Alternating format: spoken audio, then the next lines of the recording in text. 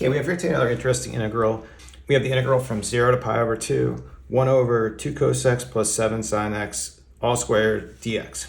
Okay, I got this idea from a really similar integral on the UNSW integration bee. Just thought it was a really interesting integral and wanted to do one more really similar to that. So to get started with this, what we can do for this is actually, something that works a lot is multiplying in secant squared x times secant squared x, because we're just multiplying by 1. So when I do that, what's going to happen is we're just going to have secant squared x in the numerator. Now because this is squared and this is squared, when I bring it inside here, when I multiply this in, I can multiply it in as just secant, but then secant I can write as 1 over cosine x, so we're really just dividing in cosine x to this.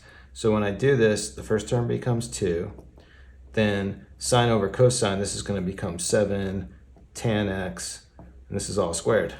But the nice thing here, when we have tangent and then we have the derivative of tangent right in the numerator, we're in good shape for a u substitution. So when I do that, I'm actually going to make the whole, everything inside the parentheses my u. So let's see how this goes. I'm going to say u is 2 plus 7 tan of x. Then we'll just take a derivative. So for the du value, derivative of 2 is 0. Derivative here is going to be 7 secant squared x dx. Now what I'd like to do is get the numerator to really match the du's so we can really simplify the integral.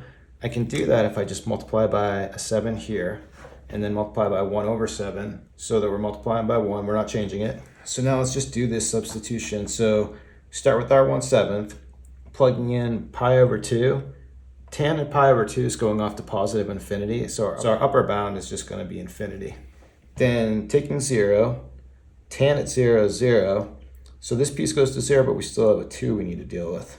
Then the numerator is just going to be du because we set it up that way.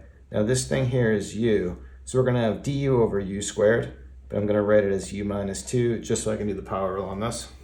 Okay, now I'm ready to integrate. So we'll have our 1 over 7. This is going to become u to the minus 1, which I'm going to write as 1 over u. And we just need a minus sign in front there. We just need to evaluate from 2 to infinity. But when we evaluate this, first at infinity, because we have infinity in the denominator, we're dividing by infinity. That piece is just going to 0. Then for the second part, we'll have this minus 1 over 7u, but we need to plug a 2 in there. Minus times minus becomes plus. We have 1 over 7 times 2, or just 1 over 14. Okay, thought it was a pretty interesting problem. I might do 5 more of these. No, just kidding. I'll probably stop at this one, but it's still pretty fun. Anyway, thanks everyone for watching. Have a good day.